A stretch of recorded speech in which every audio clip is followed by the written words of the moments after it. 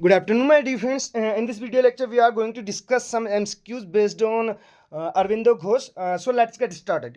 तो आज के इस वीडियो में हम कुछ MCQs यहाँ पे डिस्कस करने वाले हैं अरविंद घोष के बारे में. इससे पहले अगर बात करें, मॉर्निंग में हमने एक वीडियो बनाई हुई है अरविंद घोष के बारे में, तो उसमें हमने जितने भी इंपॉर्टेंट पॉइंट्स हैं उनको कवर किया हुआ है, उसको भी आप वॉच कर सकते हैं. अगर बात करें उत्तराखंड LT, तो उत्तराखंड LT का सिलेबस भी हमारे द्वारा यहाँ पे अगर पार्ट 1 की अगर बात करें तो यूनिट 1 से रिलेटेड हम ऑलरेडी 10 वीडियोज़ यहाँ पे अपलोड कर चुके हैं, उनको भी आप वॉच कर सकते हैं.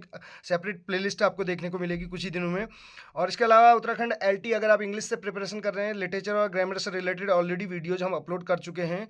और आने वाले समय में जो बचे हुए कुछ जो टॉपिक्स हैं उनको भी वहाँ पे कवर किया जाएगा. तो स्टार्ट करते हैं इस वीडियो को. और ये कलेक्शन है आपके सामने, और कलेक्शन हो या कहीं से भी हो, आपको जो सिलेबस है यहाँ पे इतने कम समय में यहाँ पे कवर कराने की कोशिश हमारी जारी है. हमारा उद्देश्य एक ही है, बस जितना हो सके हम अपनी तरफ से हर संभव कोशिश कर रहे हैं. यहाँ पे पहले नंबर का जो हमारे पास क्वेश्चन है, जो MCQs हम ने यहाँ पे लिए हैं कलेक्शन के रूप में, उसमें ये पहला क्वेश्चन है, किसने कहा कि स्वराज की प्राप्ति ईश्वर में विश्वास द्वारा ही संभव है? तो कौन ऐसा कहते हैं कि जो है स्वराज की प्राप्ति तभी हो सकती है जब हम ईश्वर पर विश्वास करेंगे? तो ये अरविंद घोष जी कहते हैं. और अरविंद घोष का पूरा नाम क्या है ये आप बताएंगे, फुल नेम क्या है इनका, और इनका जन्म कहाँ हुआ था?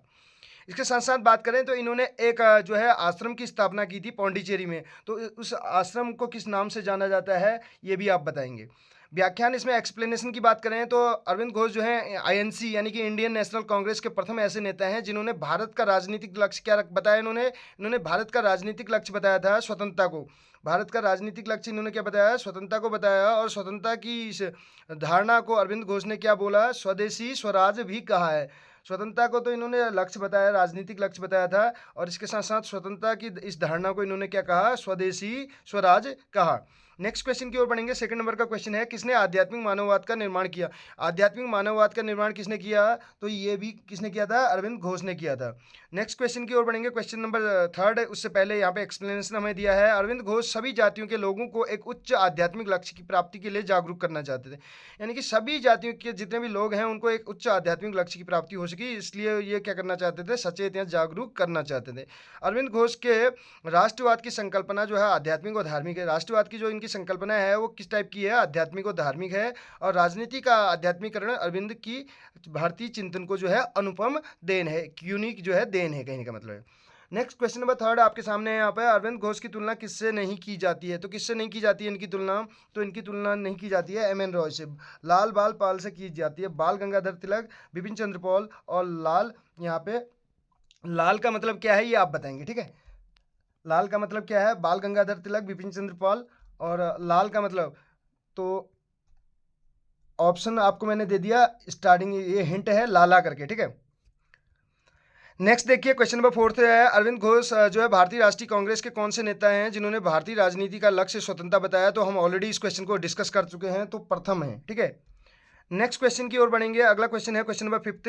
अरविंद घोष ने अपनी किस पुस्तक में विश्व संघ की अवधारणा को प्रस्तुत किया? तो कौन सी पुस्तक में विश्व संघ की अवधारणा को प्रस्तुत किया था? The ideal of human unity करके, the ideal of human unity करके इनकी एक पुस्तक है जिसमें विश्व संघ की अवधारणा को इन्होंने प्रस्तुत किया. क्वेश्चन नंबर सिक्स्थ है, अरविंद घोष आदर्श एक ऐसे विश्व संघ की रचना थी जिसका आधार व लक्ष्य था. तो आधार व लक्ष्य क्या था? इसमें जो ऑप्शन नंबर C है ये करेक्ट आंसर है इसका, स्वतंत्र राष्ट्रीयताओं का विश्व संघ करके. क्वेश्चन नंबर 7 है, अरविंद घोष थे. अरविंद घोष के बारे में हम ऑलरेडी डिस्कस कर चुके हैं. तो अरविंद घोष की अगर बात की जाए तो देश के जो है राष्ट्रकवि तो थे ये, देशभक्ति के राष्ट्रकवि, ये हमने डिस्कस किया था. उग्र राष्ट्रीयवादी नेता, आध्यात्मिक राष्ट्रवाद के पैगंबर और मानवतावादी अनुरागी थे ये, यानी कि उपरोक्त सभी इसका करेक्ट आंसर हो जाएगा. नेक्स्ट क्वेश्चन की बात करें तो 8 नंबर का क्वेश्चन है, अरविंद घोष के अनुसार स्वतंत्रता के रूपों में निम्नलिखित में से कौन सा शामिल नहीं है? स्वतंत्रता के रूपों की अगर बात की जाए तो उसमें कौन सा शामिल नहीं है? राष्ट्रीय स्वतंत्रता है, नेशनल इंडिपेंडेंस भी है, इंटरनल भी है. अगर बात करें व्यक्तित्व यानी कि पर्सनैलिटी यानी कि उससे संबंधित स्वतंत्रता का भी इन्होंने जिक्र किया हुआ है. तो अगर बात की जाए तो संपत्ति की स्वतंत्रता जो है इसमें शामिल नहीं है इनके स्वतंत्रता के रूपों में. अगला क्वेश्चन है हमारे पास, अरविंद घोष मुख्यतः किसके लिए विख्यात हैं? तो किस लिए फेमस हैं अरविंद घोष, ये पूछा जा रहा है. राजनीतिक विचारधारा, पॉलिटिकल आइडियोलॉजी, क्रांतिकारी क्रियाकलाप करके होना चाहिए, रिवोल्यूशनरी जो एक्टिविटी है, या लाइफ डिवाइन, या माता के साथ संबंध. तो लाइफ डिवाइन के लिए फेमस है, इनकी एक क्रिएशन है लाइफ डिवाइन करके, ठीक है? सावित्री भी है इसके अलावा. अगले क्वेश्चन की ओर बढ़ेंगे। क्वेश्चन नंबर 10 है, निम्नलिखित में से जो है अहिंसात्मक प्रतिरोध के सिद्धांत के जनक हैं। तो ये क्वेश्चन कुछ ज़्यादा इंपॉर्टेंट है। अहिंसात्मक प्रतिरोध के जो है जनक, यानी कि अहिंसात्मक प्रतिरोध का जो सिद्धांत है उसके जनक कौन है? अरविंदो घोष हैं। क्वेश्चन नंबर 11 की अगर और बढ़ें तो 11 नंबर का क्वेश्चन है, आप देख सकते हैं कौन सी जो है अरविंदो द्वारा रचित नहीं है पुस्तक? तो मार्क्स, गांधी एंड सोशलिज्म जो है इनके द्वारा रचित पुस्तक नहीं है। द लाइफ डिवाइन भी इनकी पुस्तक है, ऐसे जो गीता भी है, the ideals of human unity हमने अभी डिस्कस किया, सावित्री है। तो ये कुछ जो जो मेन वर्क्स हैं हमने डिस्कस किए हुए हैं मॉर्निंग वाले वीडियो में भी, तो आप उसको भी वॉच कर सकते हैं। तो जो इस क्वेश्चन का करेक्ट आंसर हो जाएगा वो क्या हो जाएगा? कौन सी इनके द्वारा रचित नहीं है? Marks, Gandhi and socialism. Question number 11 जो हमारे पास है, इस क्वेश्चन को देख लीजिएगा आप, निम्न में से कौन सी अरविंदो द्वारा रचित नहीं है? तो ऑलरेडी डिस्कस कर चुके हैं, we have already discuss this question.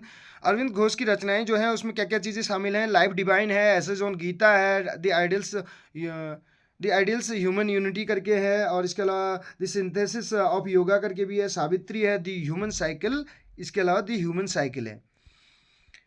Arvind Ghosh को सबसे खतरनाक व्यक्ति के रूप में किसने जो है इनका वर्णन किया है? किसने कहा है सबसे खतरनाक व्यक्ति? तो लॉर्ड मिंटो ने कहा है।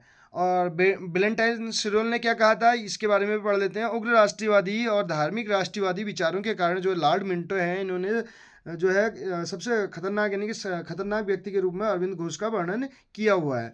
लेकिन वेलेंटाइन सिरोल की बात करें तो इन्होंने बाल गंगाधर तिलक को जो है भारतीय अशांति का जनक कहा है। लाल बाल पाल की हमने बात की थी, लाला लाजपत राय, बाल गंगाधर तिलक, और इसके अलावा पाल, बिपिन चंद्र पाल। ठीक है, नेक्स्ट क्वेश्चन देखिए, क्वेश्चन नंबर 13 हमारे सामने है। अरविंद घोष को हमारे युग का पैगंबर किसने कहा? तो किसने कहा हमारे युग का पैगंबर इनको? तो ये कहा था डॉक्टर फ्रेडरिक एस्पल्जर वर्ग ने कहा था। अरविंद घोष को एशिया तथा यूरोप की प्रतिभा का समन्वय कहकर पुकारा। तो किसने कहा एशिया और यूरोप की जो है प्रतिभा का समन्वय किसने कहा था इनको? रोमा रोला ने कहा। ये कुछ क्वेश्चंस हैं जो इम्पोर्टेंट हैं। अगर बात करें उत्तराखंड एलटी, एक क्वेश्चन बनेगा अगर पर्टिकुलरली अगर बात की जाए हर टॉपिक से, तो अगर इसके हिसाब से अगर हम चलें तो ज़्यादा डिटेल में भी इन टॉपिक्स को हम नहीं कर सकते, क्योंकि अगर हम डिटेल में जाएंगे तो कहीं ना कहीं सिलेबस बहुत लेंदी है, आपको पता है। इसके अलावा सब्जेक्ट भी है अपना। देखिए, अरविंद घोष की भारतीय चिंतन को अनुपम देन है किस चीज़ में? राजनीति का आध्यात्मिकरण, राजनीति का आध्यात्मिकरण करके। ठीक है, इसके अलावा बात की जाए तो द सिंथेसिस ऑफ योगा जो है ये भारतीय चिंतन को कह रहा है, ठीक है, आध्यात्मिकरण की। ठीक है, इसके अलावा ये इनके वर्क्स हैं, the synthesis of yoga, Savitri, human cycle, ये इनके वर्क्स हैं। नेक्स्ट क्वेश्चन की ओर बढ़े तो ये 15 क्वेश्चन तो हम ऑलरेडी डिस्कस कर चुके हैं, एक क्विज और दूसरे क्विज से रिलेटेड कुछ और इंपॉर्टेंट क्वेश्चन है, ताकि अरविंद घोष से रिलेटेड कहीं से भी कोई क्वेश्चन बने तो वो छूट न पाए। महर्षि अरविंद घोष ने कहा कि स्वतंत्र राष्ट्र में नागरिकों के लिए 3 प्रकार के अधिकार मिलने चाहिए। तो इन्होंने कहा जब अगर स्वतंत्र राष्ट्र है तो कोई वहाँ पे 3 प्रकार के अधिकार जो है उनके नागरिकों को मिलने चाहिए। उन तीनों में कौन सा शामिल नहीं है? तो संप्रभु शक्ति का अधिकार उसमें शामिल नहीं है।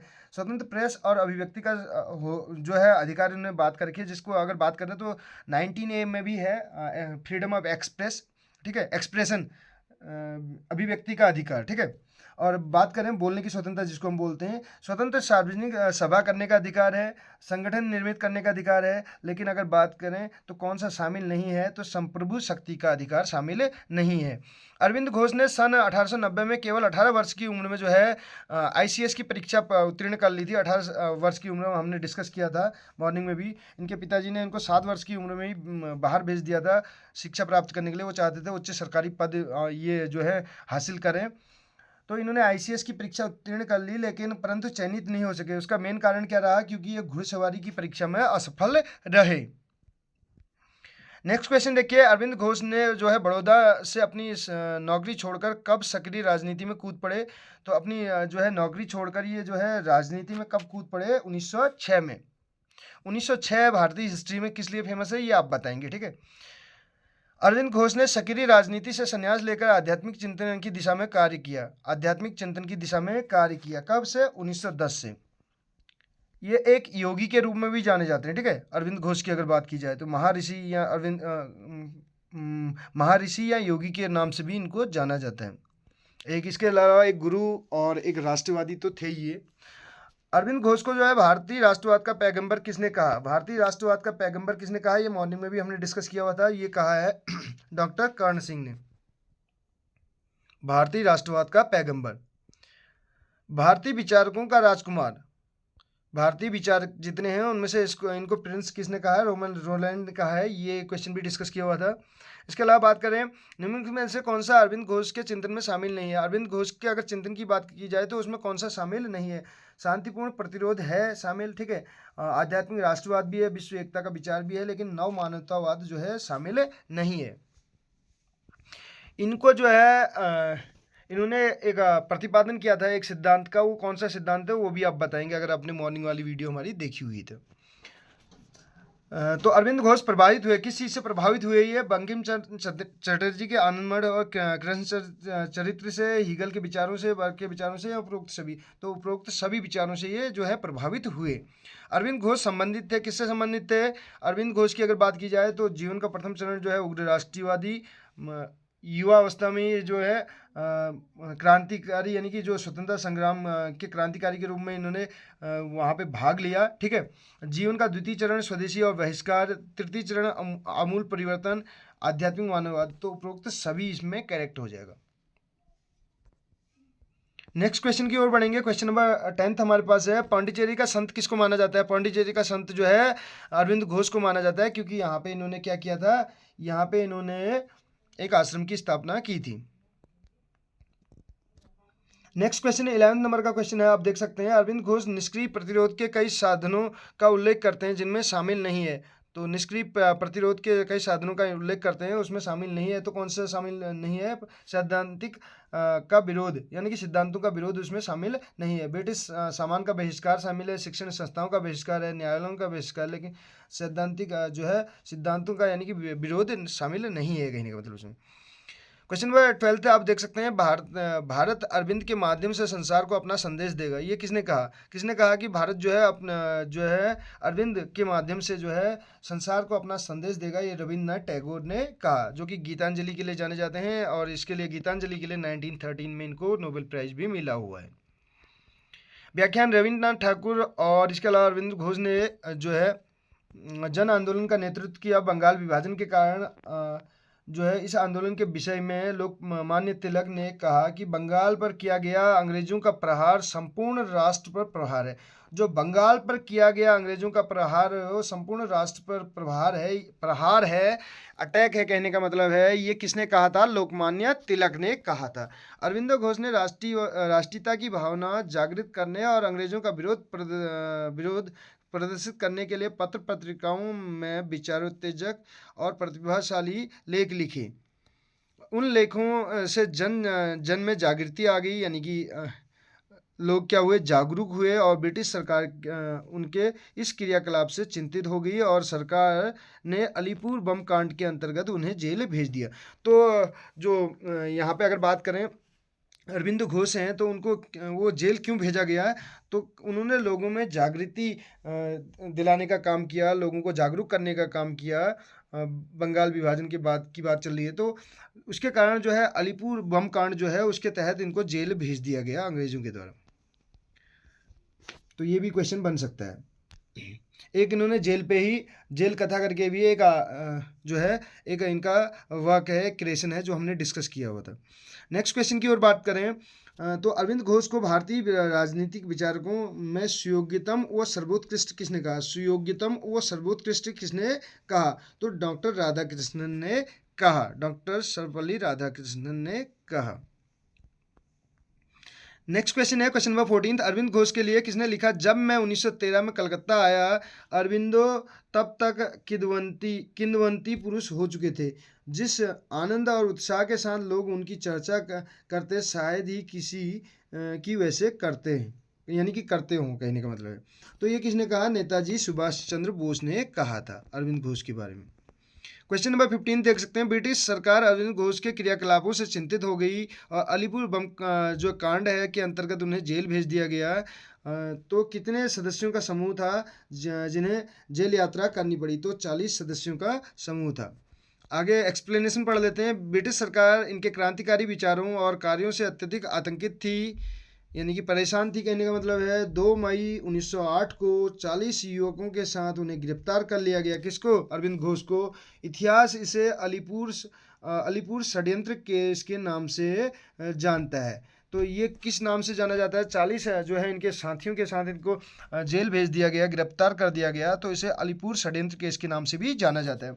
उन्हें 1 वर्ष तक अलीपुर जेल में कैद रखा गया। अलीपुर जेल में ही उन्होंने हिंदू धर्म और हिंदू राष्ट्र विषयक अद्भुत आध्यात्मिक अनुभूति हुई। इस षड्यंत्र में अरविंद को शामिल करने के लिए सरकार की ओर से जो गवाह तैयार किया था, उसकी एक दिन जेल में ही हत्या कर दी गई। घोष के पक्ष में प्रसिद्ध बैरिस्टर चित्तरंजन दास ने मुकदमे की पैरवी की थी। उन्होंने अपने प्रबल तर्कों के आधार पर अरविंद को सारे अभियोगों से मुक्त घोषित करा दिया था। तो कौन से बैरिस्टर थे? चित्तरंजन दास, ये भी आप ध्यान रखिएगा। तो ये थे कुछ इंपॉर्टेंट एमसीक्यूज जो हमने इस वीडियो में डिस्कस किए। तो कैसी लगी आपको वीडियो, जरूर बताइएगा। मिलते हैं अगली वीडियो में। Thank you so much.